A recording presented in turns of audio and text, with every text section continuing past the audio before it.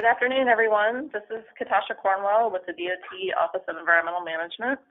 Thank you all for joining us for our Endangered Species Act Effects Determination Keys webinar.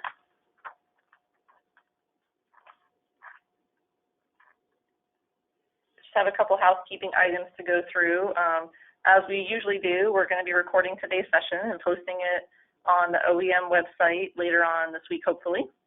And again, since this is a webinar, everybody's in listen-only mode, but we have the chat box and the question box. So if you guys have any questions throughout the session, go ahead and enter those there, and we'll be taking the questions either in between speakers or at the very end. We'll have plenty of time for questions then as well. If you guys could please also, if you're sharing a screen or in a conference room with others, if you could put in the chat box who all is attending with you, we'd certainly appreciate that as well.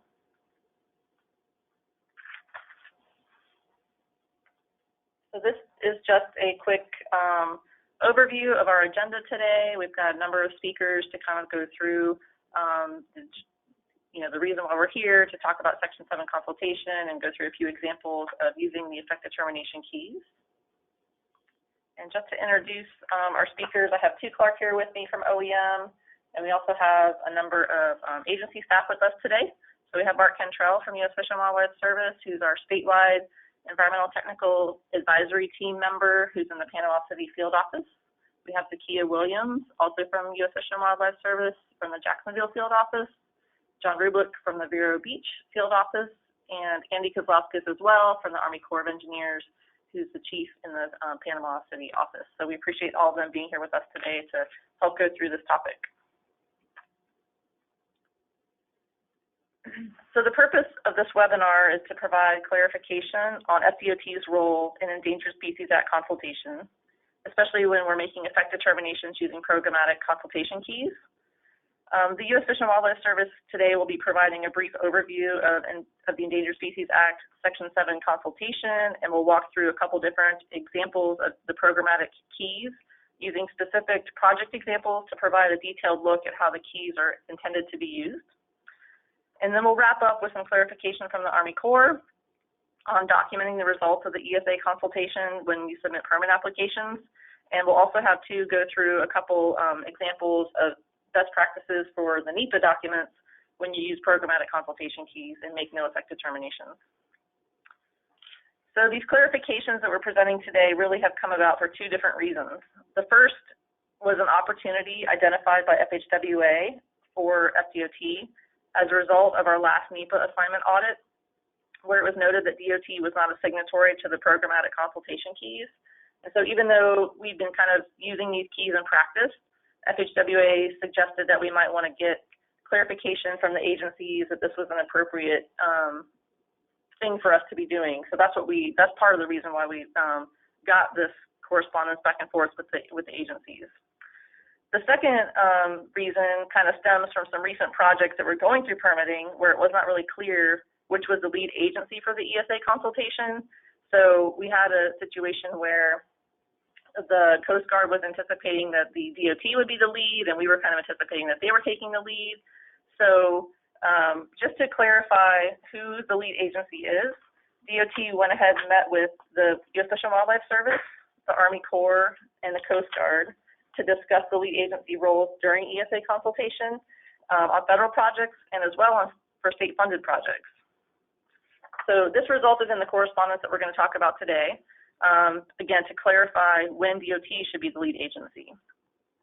In addition, we clarified with the service in separate correspondence that it was appropriate for DOT to make no effect determinations and that it was also acceptable for DOT to use these programmatic consultation keys. So in order to provide assurances to both the Army Corps and the Coast Guard when we're going through permitting, DOT has to ensure that we use these keys appropriately, that we're documenting the use of the keys adequately to help not only support the DOT's NEPA decisions, but to also support the permitting agency's NEPA actions.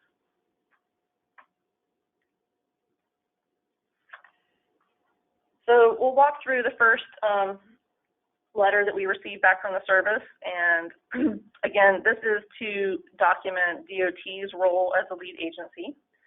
This correspondence can be found on OEM's website. There's a link here in the presentation, and this also has been shared out with the district staff. So if there's any consultants online, you guys can find this on our website, and the presentation will be shared out later, so you'll have that access.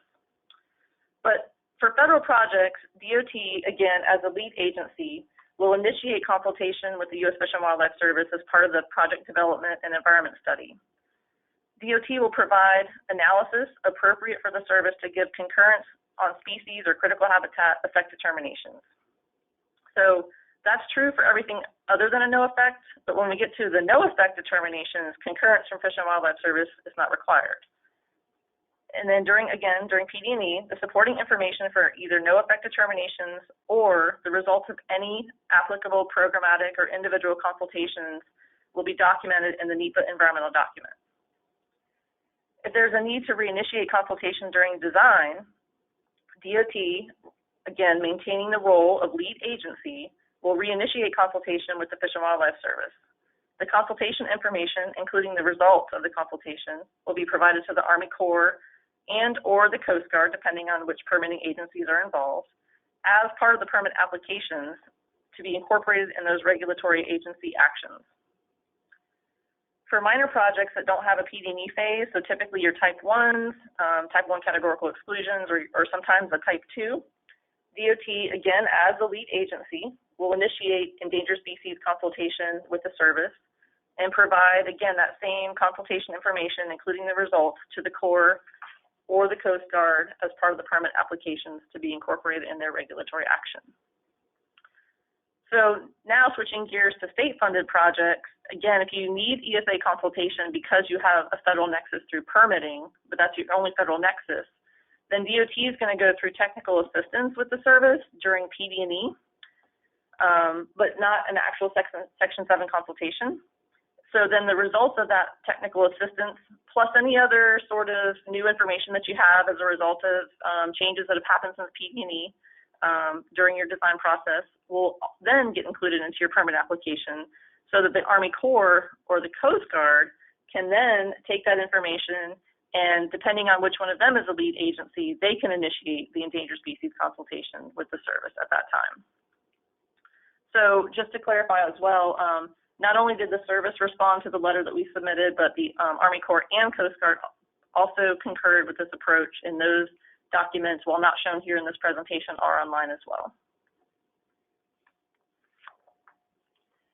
So the second correspondence, again, as we talked about a little bit earlier, discusses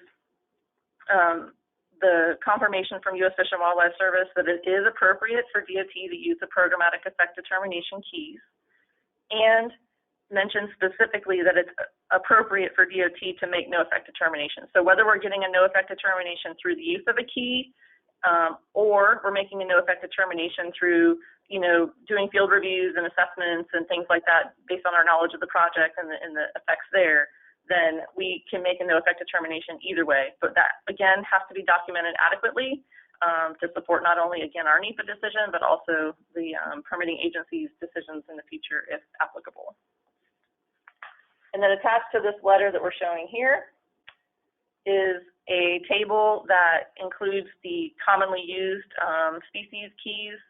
And we do have agreement with the service that if, for some reason we overlooked a key that's being used, or a new key comes online, we can amend the list that we have, and DOT will be allowed to use any of those keys that are applicable to our projects. So now I'm going to turn it over to Mark Cantrell to give us an overview of Section 7 consultation. Right. Thank you, Katasha. I'll start off just to set the stage and give some context to the rest of our discussions here and the examples we'll use in a minute. Just to remind us all, like many federal laws, the Endangered Species Act is structured in sections. Section 1 is the title, and Section 2 here is one that I never miss a chance to remind us all of, and that is that the purpose of the Endangered Species Act is to conserve the ecosystems on which the endangered species depend. So that's the purpose of the Act, and there are several other sections that you may encounter, some that you hope you may never encounter. But we want to spend time today down in Section 7 of the Endangered Species Act, which authorizes the interagency cooperation, federal interagency consultation, and other things. So next.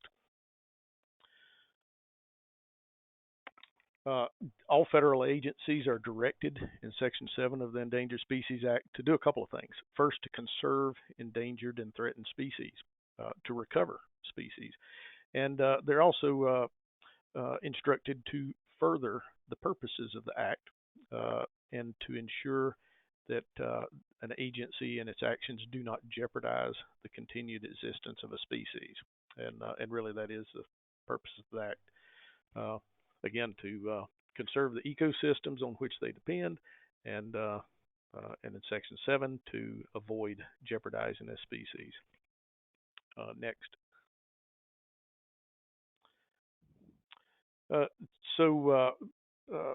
FDOT, in its assigned role that Katasha was just mentioning, will consult with the Fish and Wildlife Service. We talk about consultation, and in this case, the action verb there is to consult. That means to talk, both informally and formally, and so that begins early during scoping, early stages of a project idea and involvement.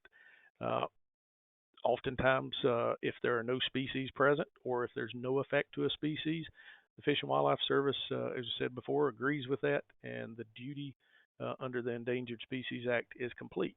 If a species is present, then we enter into other stages of consultation, and we'll talk a little bit more about those next.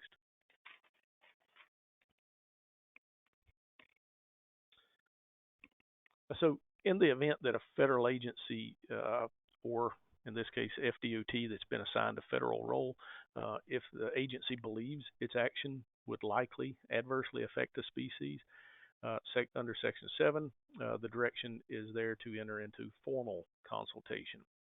This is if there's some action that's likely to adversely affect the species.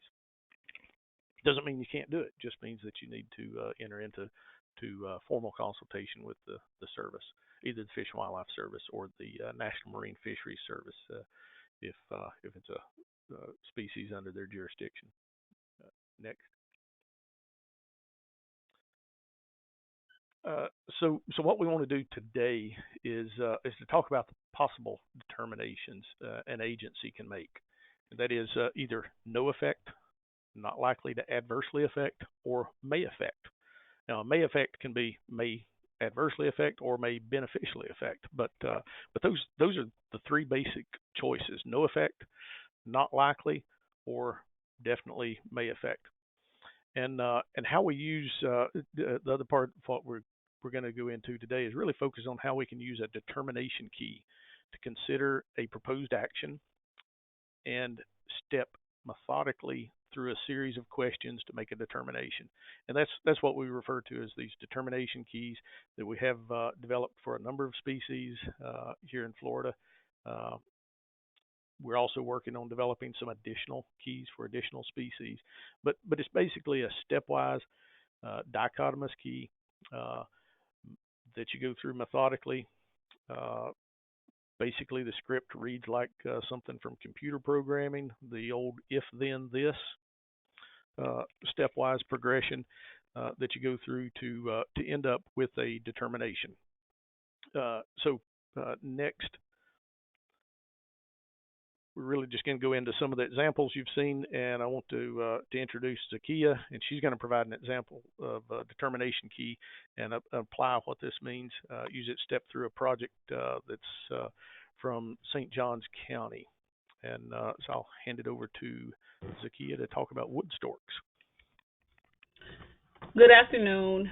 I'm just going to kind of briefly go through a project and using the key and give you just a little bit of information about wood storks and how we actually use the key to make these effects determinations.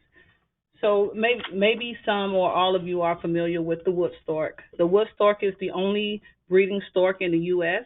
It was placed on the Federal Endangered Species Act list in 1984 and later downlisted to threatened in 2014. Wood storks are large, long-legged wading birds. Their plumage is white except for black primary and secondary feathers. The head and the neck are largely unfeathered and dark and gray in color. The bill is black and curved. The species' historical range includes Alabama, Arizona, California, Florida, Georgia, South Carolina, and Texas. Next. So when we are using the key, there are some important terms that's listed on the key. And so I just want to go through these definitions with you all, that these are terms that you will see when you're using the key. So a colony site is an active nesting site that currently supports breeding pairs of wood storks or has supported breeding wood storks at least once during the preceding 10-year period. We also use the secondary zone, which is a 2,500 feet radius around a wood stork colony. Suitable foraging habitat, also often referred to as SFH, is described as any area containing patches of relatively open aquatic vegetation, calm water, and having a permanent or seasonal water depth between 2 to 15 inches. Also, a term that you'll need to become familiar with is the core foraging areas, often referred to as a CFA. This is the area around all known wood stork nesting colonies that are important for reproductive success. In Central Florida, CFAs include suitable foraging habitat within a 15-mile radius of the nest colony. In North Florida, the suitable foraging habitat is within a 13-mile radius of the nesting colony. You will also see these terms defined in greater detail at the end of the key. Next. Okay, so some of you may have seen or used the wood stork key before when conducting project reviews, so I just want to go over the options that's within the key. So for wood stork consultation key, you'll first be asked, is the project within 2,500 feet of an active colony, or if it's more than 2,500 feet away from an active colony site. The next option is, does the project affect suitable foraging habitat, or if the project is going to impact suitable foraging habitat. The option C, project impacts to suitable foraging habitat are less than or equal to 0.5 acre, or the project impacts to suitable foraging habitat are greater than or equal to 0.5 acres. Option D gives you the choice of the project impacts to suitable foraging habitat not within a core foraging area, and it is a map attached to the wood stork key, and it says if project impacts to suitable foraging habitat are within a core foraging area of a colony site and no wood storks have been documented foraging on the site. So each one of these options give you a chance to move down the key to make your species effects determination.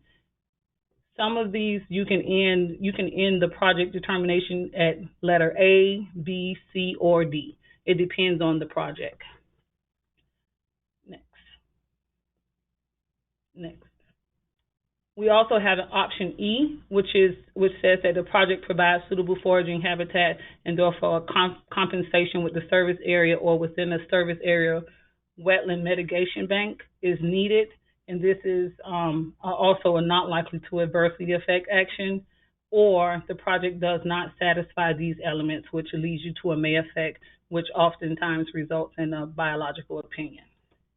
And as you can see at the bottom here, those are those terms that we went through before in greater detail, which is at the end of the wood stork key. Next. So this is the core foraging areas map, and this map provides locations of all the known colonies and their CFAs throughout Florida, documented as active within the last 10 years. You may be looking at this map and saying that everything is in a core foraging area. We get that a lot.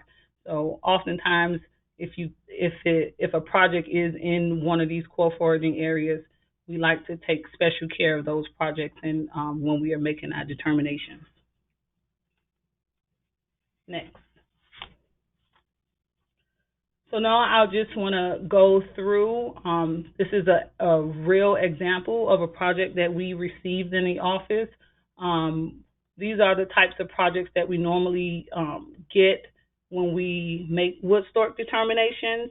So I would just want to take the time to go through a typical FDOT project. This particular project was in the PD&E stage, and FDOT is proposing the replacement of the US 1 Oyster Creek Bridge culvert. The bridge is located in St. Johns County. So in the first map, the project area is delineated and the proposed action is highlighted.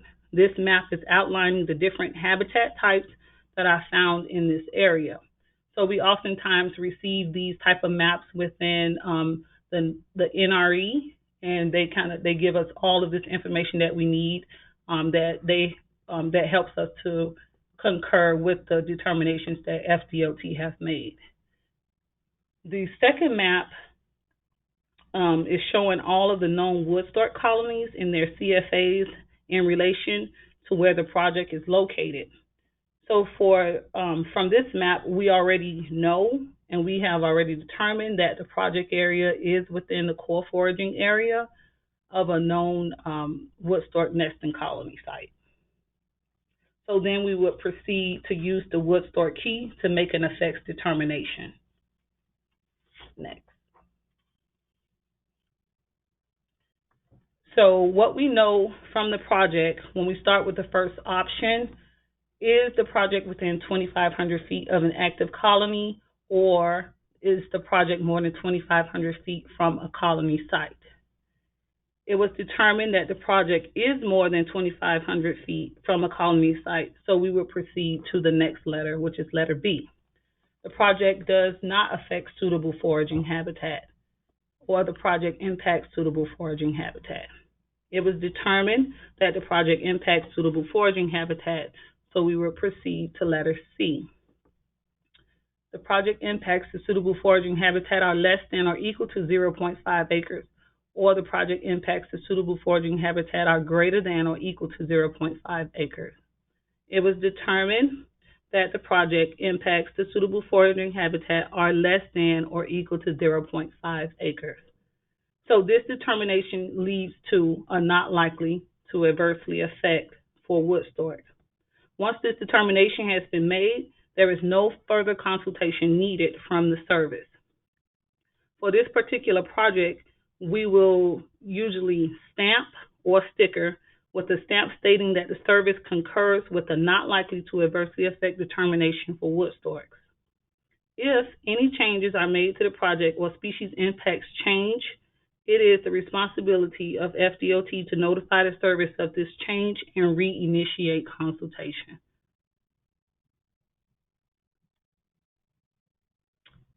Next. So that will conclude my part of the presentation.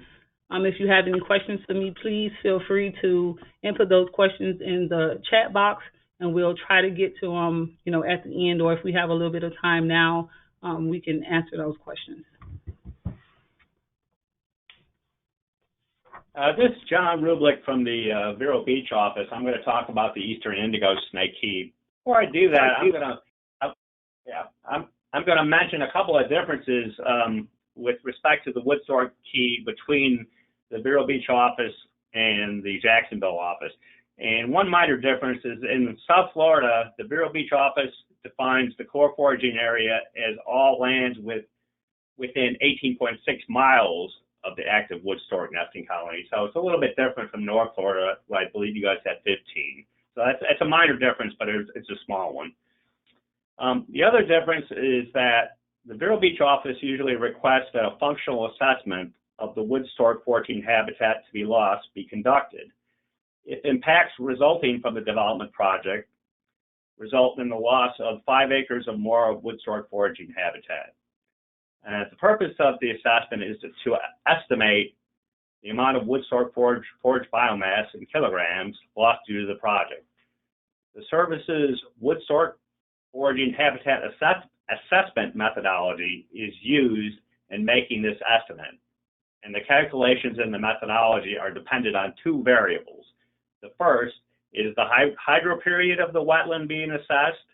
That is the number of days that the wetland is inundated with water annually. And the other variable is the percentage of exotic vegetation that occurs in the wetlands being assessed. As a conservation measure to benefit the wood stork, the service requests that the amount of forage biomass lost from the project be offset through wetland mitigation. Losses of wood stork forage biomass from short hydro period wetlands, that is those that are inundated with standing water less than 180 days annually throughout the year, should be offset by at least the same amount of forage biomass from short hydro period wetlands provided as mitigation. And losses of wood stork biomass from long hydro period wetlands, those inundated greater than 180 days annually, should be offset by at least the same amount of wood stork forage biomass from long hydro period wetlands that are provided as mitigation. So those are basically the two differences between the two offices. Next, I'm going to talk about the Eastern Indigo Snake Key. Hey, John, we have some quick questions really quick, if you don't mind. Okay, go ahead. Yeah, that's fine. So Joy has asked two questions, Joy District 3. She said, quote, stamp. So does that mean the Kia wants us to send the key to her filled out? The Kia, I don't know if you want to go ahead and answer that. So the key wouldn't be, we wouldn't want the keys that's filled out. We would just have, like how we have already done in the past, the FDOT would just make a determination, and they usually just send when a request for consultation, and it'll have that determination stated what the outcome was for that species. So if it's a may affect, not likely to adversely affect, and the letter requesting consultation, it'll say that the FDOT has made a determination of may affect, not likely to adversely affect using the key, and then it spells out the choices that was made to get to that determination. Okay, and then we have one more question on the hydro period. Joy says we don't easily know that number. Right. It can be found out, but it's only right now we're only asking for that for projects in South Florida. So North Florida wouldn't apply, and I'm not sure if that's going to change because eventually we want all offices to use the same key. So I'm not sure how that's going to affect this in the long term. Okay, thank you. Okay, so now I'll continue talking about the Eastern Indigo Snake Key. Eastern indigo snakes are listed as threatened under the Endangered Species Act. Adults are large, thick-bodied snakes that reach lengths of 6 to 7 feet in total length and may grow as large as 8.5 feet. This is the largest native snake that occurs in Florida, and its large size helps to distinguish it from other snake species. The body color of the indigo snake is glossy black, and in the sunlight has iridescent blue highlights. The chin and throat can be solid black or at times reddish or white. The belly is cloudy black to blue-gray, sometimes with reddish-orange or white anteriorly on the snake's body. The pupil of the eye is round and similar to other non-venomous snakes in Florida. This is in contrast to rattlesnakes and cottonmouths, venomous snakes that have elliptical-shaped pupils. The scales on the body are large compared to other snakes in Florida. They are usually smooth on the back, but at times they may be keeled. Juvenile indigo snakes are usually similar to adults in their coloration, but may be lighter and show a blotched dorsal pattern with narrow whitish blue bands. Next slide. The Eastern indigo snake is often confused with another species known as the southern black racer. This is probably the most common snake in Florida, and I've illustrated photographs of both species on this slide. The black racer commonly occurs in urban and suburban areas, but it's much smaller than the indigo snake, and an average adult size is about 2 to 4 feet in total length. Racers are much lighter in build or thinner than the eastern indigo snake, and that's the primary character you can distinguish between the two species. Also, the chin or throat of the southern black racer is normally white in coloration, although at times it can be light brown. Next slide. This slide depicts the current geographic range of the eastern indigo snake in the southeastern United States. In Florida, it occurs throughout the peninsula, but is rare or very localized in the panhandle. Indigo snakes occur in a variety of upland habitat types in Florida, including hardwood forest hammocks, pine flatwoods, dry prairie, sandhill forest, and scrub habitats.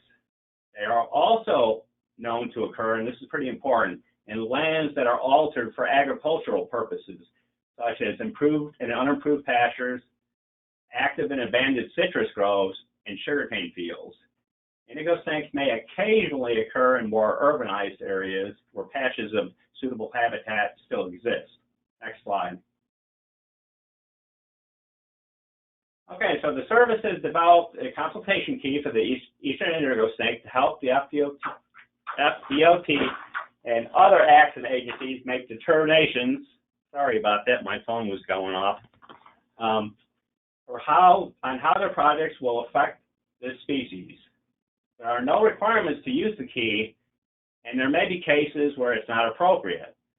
For example, when the eastern indigo snake is observed on or near a project site, maybe by one of your consultants, this is a case where we would just likely go into formal consultation for the project.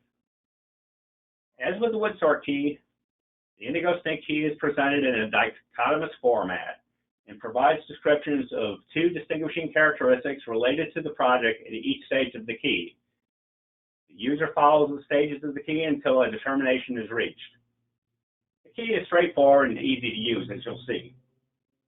In Part 8 of the key, we start with considering if the project is completely located in open water or salt marsh habitat. Indigo snakes are not known to occur in these habitat types, so if this is the case for the project, the appropriate determination would be no effect. If the project is not located solely in open water or salt marsh habitat types, then you would go to B, the next stage in the key. Under B, we consider whether the FDOT has agreed to follow the service's standard protection measures for the snake during land clearing and project construction.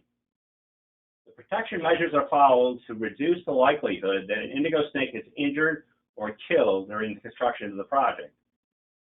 The protection measures include the education of construction personnel, both prior to and during the construction of the project, of the potential for encountering an indigo snake on the project site, how to identify indigo snakes, the indigo snake's protected status under state and federal law, and penalties involved for intentionally harming or killing an indigo snake.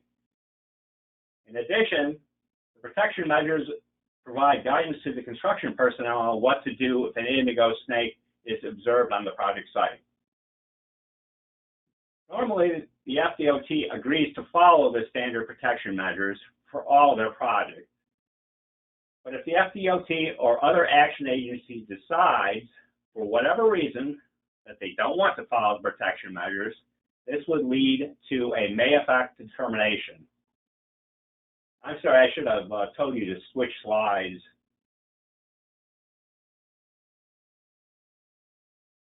Oh, okay. No, I didn't. I was right. No, go back. It's on. We're still on B, I guess. I'm sorry. Okay. Okay. So if the FDOT or action agency agrees to follow the standard protection measures, you go to C, the next stage in the key. Now we go to the next slide. In Part C of the key, we consider the amount of eastern indigo snake habitat that will be impacted by the project. As I mentioned before, indigo snakes occur in a variety of native habitat types, such as pine flatwoods, dry prairie, scrub, etc. They can also occur in many habitats altered by agricultural activities, such as unimproved pastures, citrus groves, sugarcane fields. So, If 25 acres or more of indigo snake habitat is impacted by the project, this results in a may affect determination.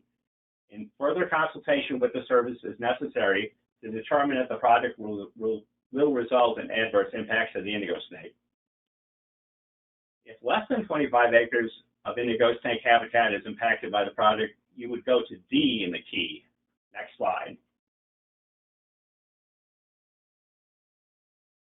Okay, here we're going to consider if the project contains holes, cavities, gopher tortoise burrows, or any other kind of underground refuges where an indigo snake could occur and be buried or trapped during the land clearing or construction activities related to the project.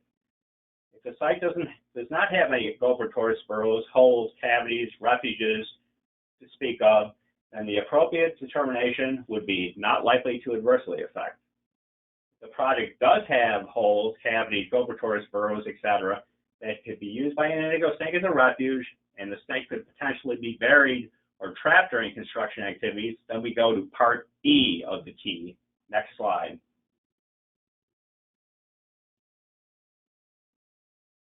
In this section of the key, we consider whether the DOT agrees to excavate all gopher tortoise burrows that occur on the project site to determine if they are occupied by an indigo snake. If an indigo snake is encountered, it would be allowed to vacate the area prior to any further land clearing or construction, and no work would continue until the snake has vacated the area. The FDOT would also agree to inspect any hole, cavity, or refuges on the site other than gopher tortoise burrows immediately before land clearing would occur. Again, if an indigo snake was observed, it would be allowed to vacate the area under its own volition, and the work would not commence until the snake had vacated the vicinity of the proposed work. If DOT or any other accident agency agrees to these conditions, then the correct determination would be not likely to adversely affect. If for any reason that the DOT or other accident agency would not agree to these conditions, then the appropriate determination would be may affect, and further consultation with the service on the project would be needed. Next slide. Okay, now let's consider an example DOT project to illustrate how the indigo snake key is applied. This particular project is the widening of an 8-mile long segment of State Road 60 from just east of the Kissimmee River to County Road 630. This project is located in Osceola and Polk counties in central Florida and would enlarge the existing 2-lane paved road to 4 paved lanes. Next slide. Okay, we apply the key. First, we consider if the project is located entirely in open water or salt marsh habitat. Well, it's pretty obvious from the photograph, the aerial photograph provided, that it's not located in open water or salt marsh habitat entirely. So now we go to B. Under B, we consider if the FDOT is willing to follow the service's protection measures for eastern indigo snakes during the construction of the project. Well, that's pretty much happens 100% of the time that not the service, the DOT. The DOT will agree to follow the standard protection measures in most cases. In this case, I was advised in their consultation letter that the DOT would agree to follow the standard protection measures. So we go to C in the key. Next slide.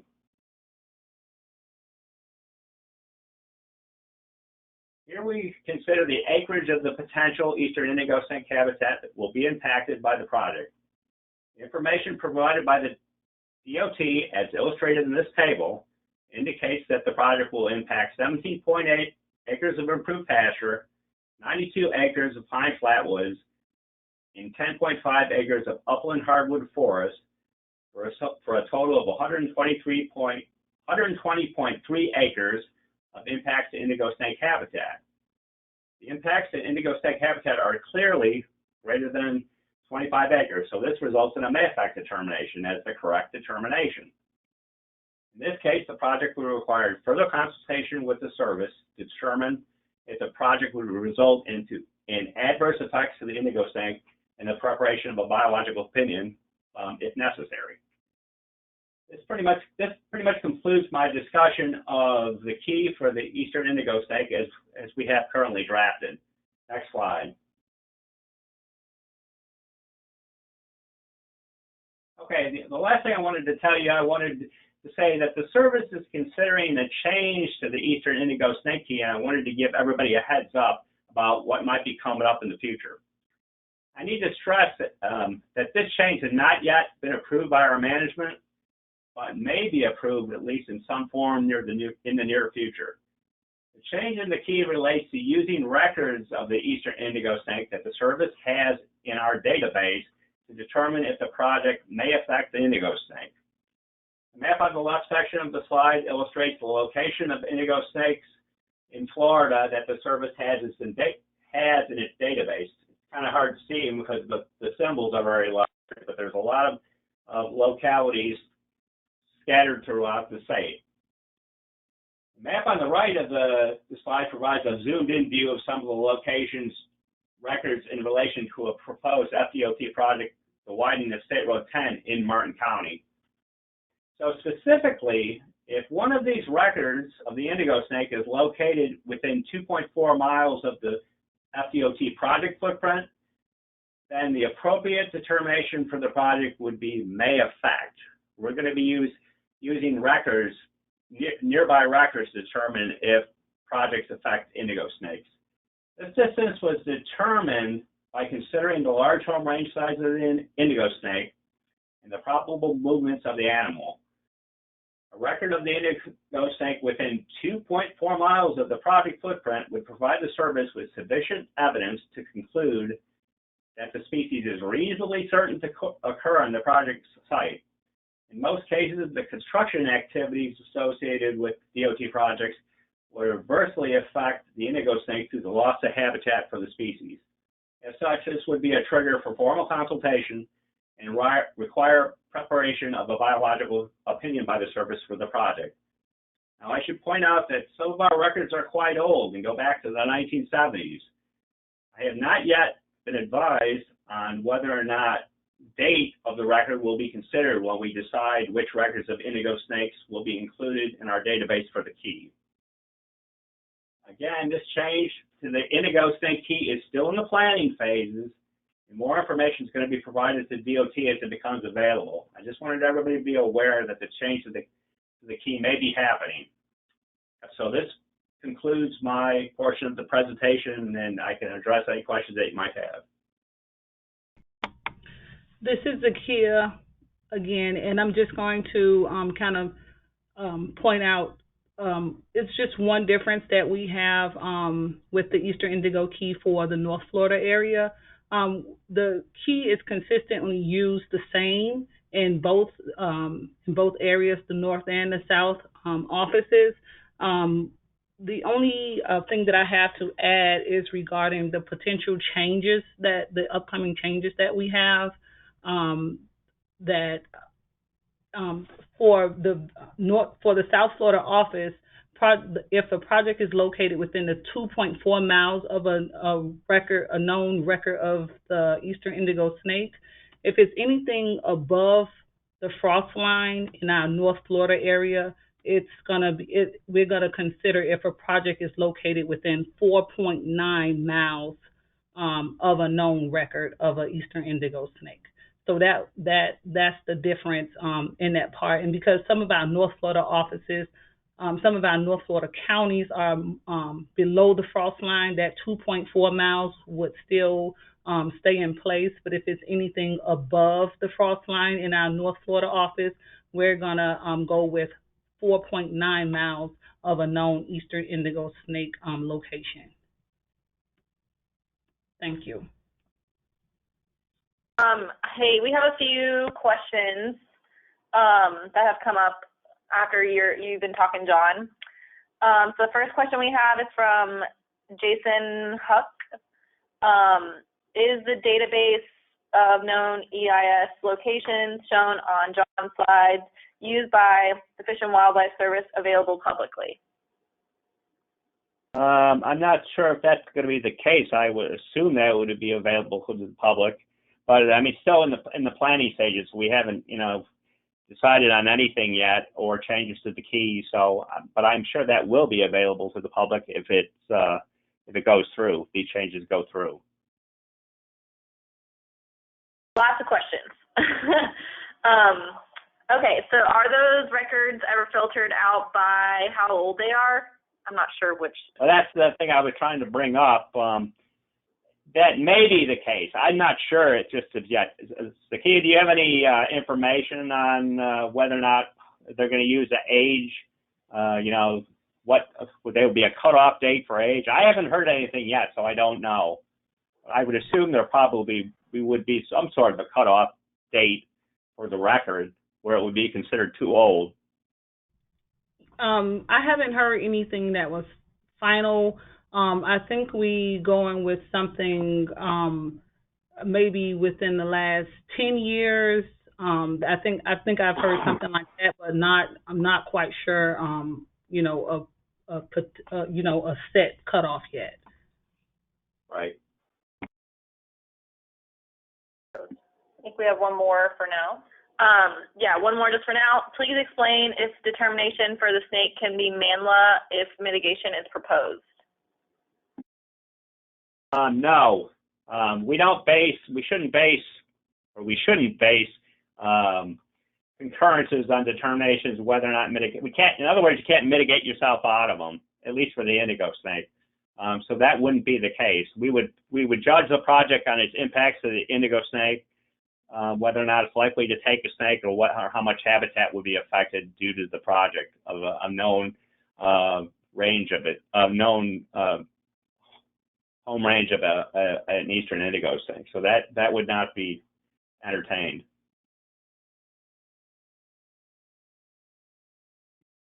But we never discourage you from taking conservation actions.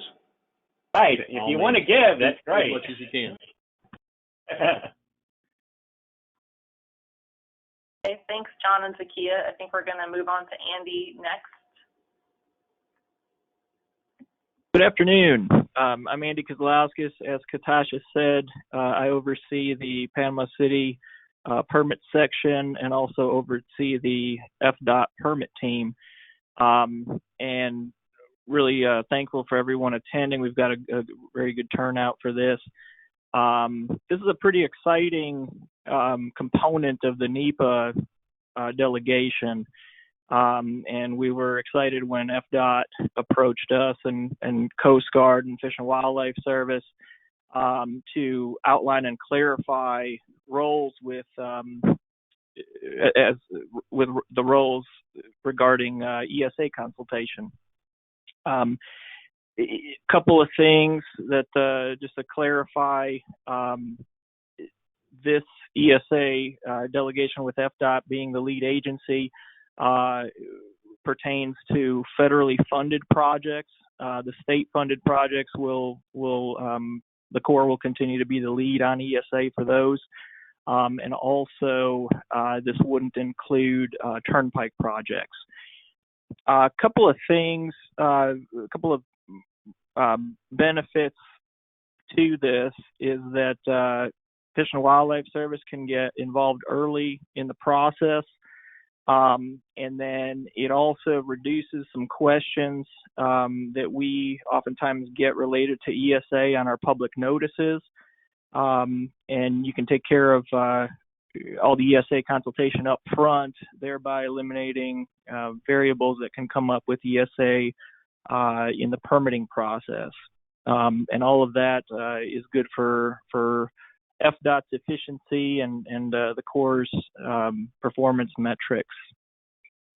A couple of things I wanted to mention with regard to documentation, because along with the taking the lead on ESA, we as the Corps are then relying on you and your determinations so that we can easily adopt those into our NEPA documents. So it's critical that you solidly document the determinations and provide us that information. And Fish and Wildlife Service has given you some great programmatic tools for doing that. and these are applied to a majority of projects, so that's good. It takes care of a lot of them. So a couple of things to submit along with your permit applications. One of them would be documenting the funding source, so that we know which route and who's got the ball on it on the ESA, just in case we need to jump in and do the ESA consultation if it's a state-funded project. That would be helpful to document the funding. And then with regard to, there are various types of ways to close the ESA loop. Here what we're talking about are programmatic tools, and using those, as I think Zakia mentioned, demonstrate the sequence of how you got to the determination you got to. So, that can be a, A, B, D, E, therefore it's a Manla effect. That is helpful for us. Also, if there's any sort of individual consultation that occurs where you need a concurrence on a Manla that maybe there's no applicable key, include that concurrence from Fish and Wildlife Service so that the loop is closed. And then one thing I wanted to mention, you are certainly allowed to make no effect determinations. But just a reminder that the threshold for those is fairly low. Even discountable impacts generally fall into the Manla category, the may affect not likely to adversely affect category. So, where you should start looking at a no effect would be if there are basically no known occurrences and the habitat just really isn't there. That's when it would most likely be appropriate to make a no effect determination. And that's one of the reasons we've got liaisons at both the Corps and the Fish and Wildlife Service. So if you're trying to figure out which determination or way to go, you can certainly reach out to any of us. And that's pretty much what I had to say about it. We've got, we're very supportive of the effort. Glad that we concurred with the February 13th, 2019 letter that clearly identified, who's got the ball. And one other thing that letter clarifies is that as projects get closer and into the design phase, oftentimes the details are known then where you need to reinitiate with Fish and Wildlife Service. And in those cases, FDOT will continue to be the lead and do that reinitiation. So you'll basically take it from cradle to grave on the consultation. So we're excited to be part of the effort and supportive of the effort.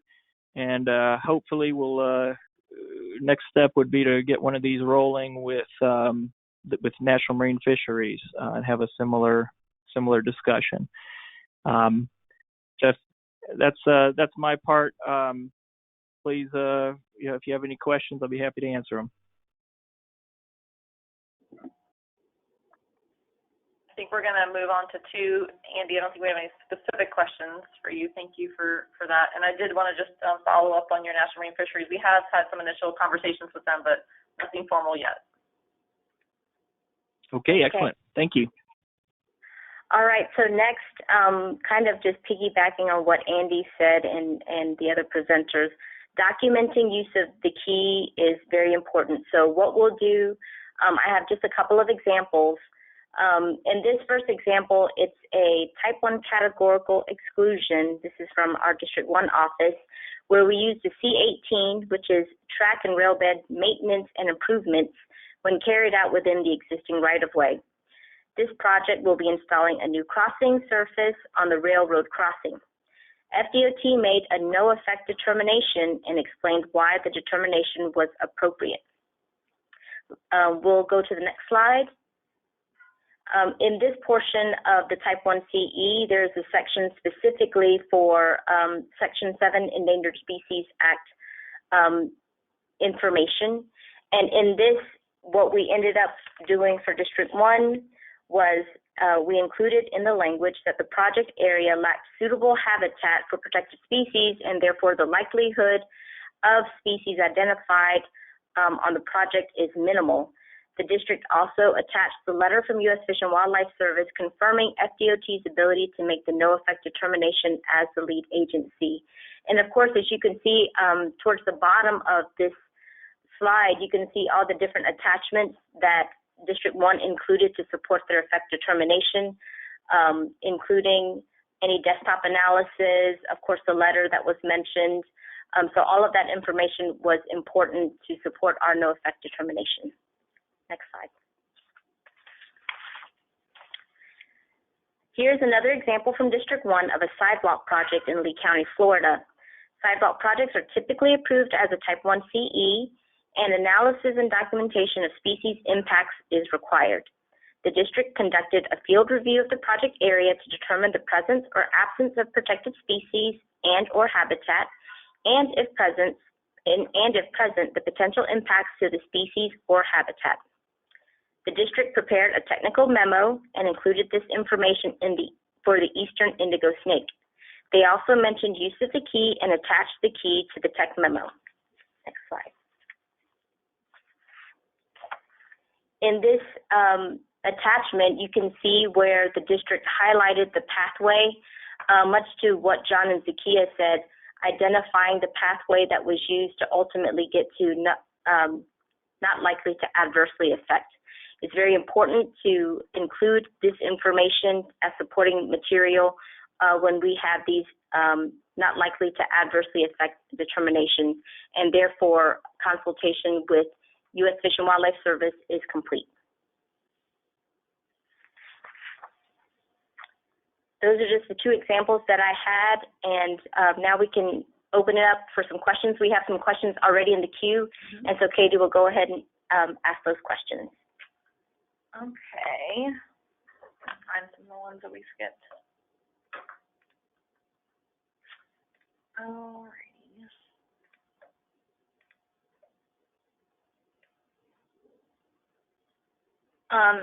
Is the service going to provide FDOT with the data they have? I think that's relating to the layer, the data layer. The data we have on indigo snakes, or? The indigo snake, yep. Yeah, we could definitely do that. I think we would wait until we decide what record we're going to use if the change is made in the key.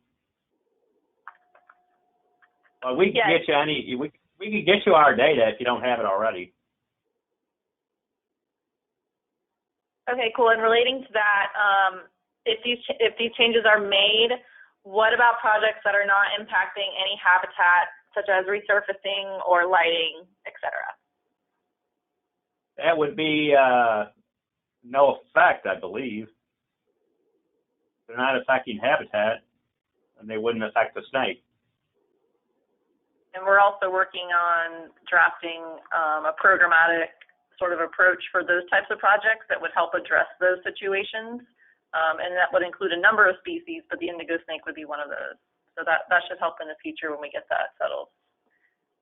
And then we got one from Joy. For the Panhandle area, would May effect still apply because this is a rare area of occurrence? I think it's for the indigo snake too. Yeah, it's for the indigo snake. I believe so. If there's a record, then it meets the criteria if we adopt that criteria and adopt this change in the key. Yes. Okay, and then from Tiffany Crosby, how is the database populated with known occurrences?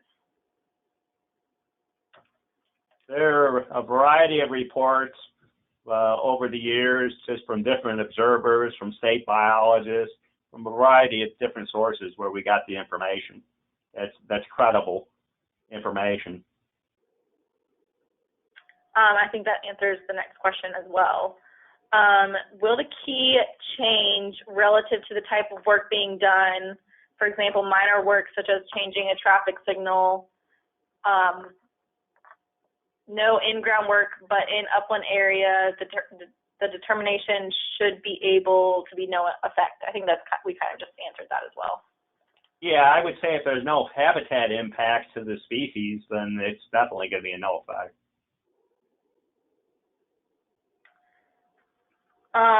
We had a comment about cardinals. I'm not sure cardinals were mentioned. Were they mentioned?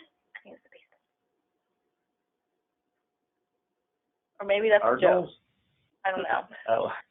I believe that was at the baseball slide of who gets the ball. That was a pop-up that both were missed.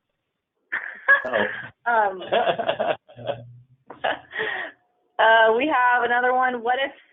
Okay. Oh, dang it! Hold on, it's moving, so I got to keep track. What if state-funded? If it's a state-funded project becomes federally funded, how is consultation led and agency determined? I think that's relating to the Corps, asking the Corps. So that would be a case by case, but if that was the case, we would just have to coordinate of whether we maintain the lead, or whether we would switch. But if that occurred during permitting, we would probably actually maintain the lead. But that's an interesting question. I don't know how often that occurs. I haven't seen that yet. Yeah, and I think we'd have a couple complications when that happens. We'd have to make sure we have a NEPA document ourselves too. So yeah, you're right. I think it would be case by case, but it would really depend on that timing. If it hasn't gone to permitting yet, I think DOT would go ahead and take the lead. If it's already gone to permitting and you guys have already, the Army Corps or the Coast Guard has already done some work, we can coordinate on that and see what the best course of action would be. Yeah, I'd agree with that approach. From Susie in District 2, there is more than one source for occurrence data for ESA listed species. They do not always contain the same data. Which source of occurrence data should we use?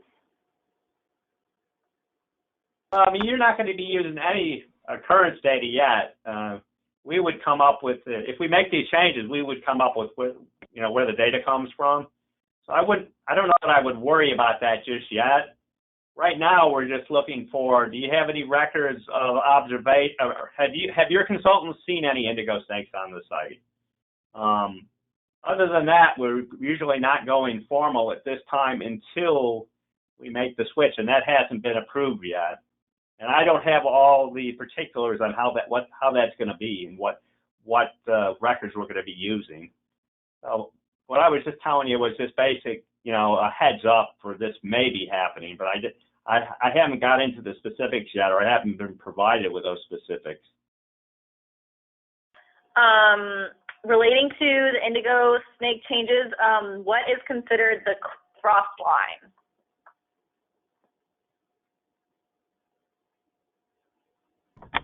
I guess that's a question to me. Yeah, and somewhere in North Florida, I'm not sure where. I'm not sure exactly where that frost line is, but I'm thinking it kind of ends somewhere around Orange Lake, Sumter County, kind of half of the state. And again, these would all be details that would be spelled out when the new guidance comes out or the new key. So at this point, Zakiya and I aren't really creating the new key, and we're kind of hearing things after the fact, so we don't have all the information on what they're going to do, what management's going to do at this point. So we're kind of waiting on it. We don't have a lot of details as of yet. Thank you. Are there any changes to the bonneted bat guidelines? Developing a key, how are impacts offset now? Not currently. They may be coming in the future. I'm told, but I haven't seen any changes yet.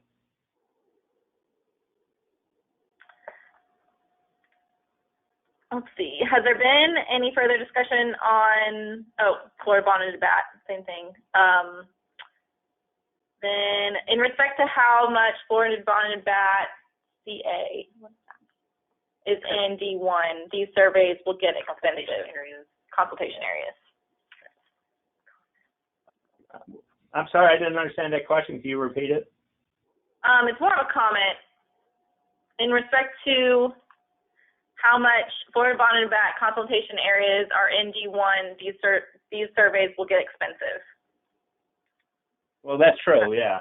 I mean, yeah, there's talk about doing acoustic surveys now, and that's what we've been asking for people to do. And with respect to in addition to roosting surveys, so yeah, you're right, they can get it a little expensive, but that it also provides us with the best information on the status of the bat within the project site. So that's why we asked for them.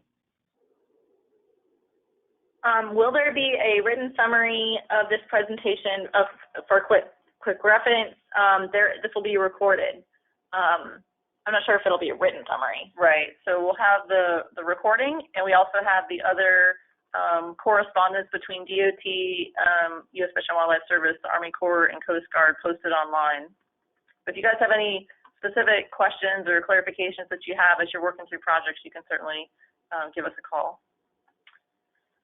What other species may have approved keys in the future? Not sure if we know that. That's probably a good Mark question. Mark? That's a good answer. I'm not sure if I know that. So let me make sure I got that question right. So ask it again, and I'll make sure. What other species may have approved keys in the future? Okay. Expect that we are prioritizing the most encountered species first to address. Those species for which we encounter them frequently and for which a key will be helpful to evaluate stepwise the potential for effects. Probably species in the panhandle of Florida first, working from west to east, as we are with the Corps of Engineers currently on a number of species. So expect that your favorite species will be treated as soon as possible, especially where we find it helpful to very quickly in a key assign a determination of no effect or not likely to adversely affect. We're looking for those so that we can cut down on paperwork for everyone involved and spend our time working on those species that we really are having an effect on. But we want to first get to those species for which we think that a quick checklist with these determinations will be readily done, and will go into your records as Katasha explained for record keeping.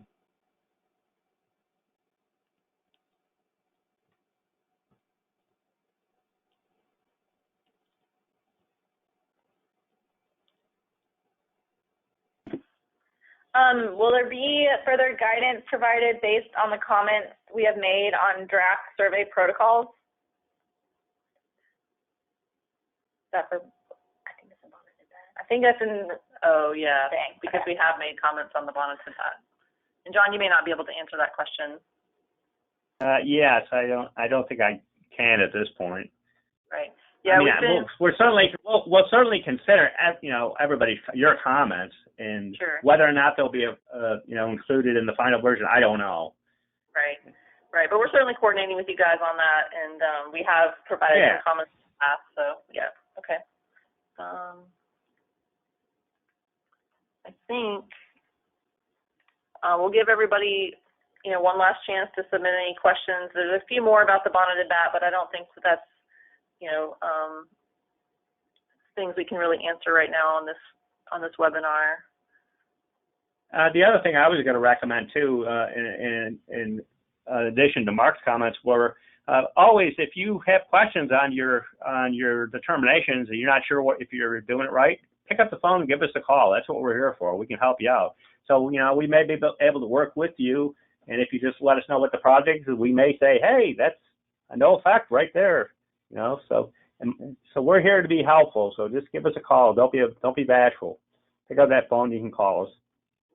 Yep, absolutely agree. That's a good way to work through some issues if they come up and things are a little uncertain. So appreciate you guys being willing to do that.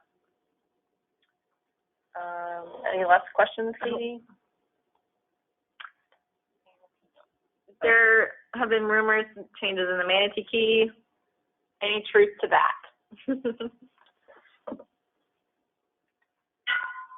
John, I don't know. Maybe North Florida has some more, is privy to other information. I'm not sure. Nope, not privy to that information either. I know that they're working on revising the key. What changes have been made, I'm not sure of the changes that have been made, but I know that it's something that we're working on. Great. So far, that's all we have. Any last closing comments? Go ahead, Mark. Yeah, I guess I'd add that with reference to any of these determination keys that we've been over today, as well as future keys, changes to the keys that are in place, or addition of keys, if you find those useful, we certainly want to make them available as much as we can, and so we do want to keep you updated.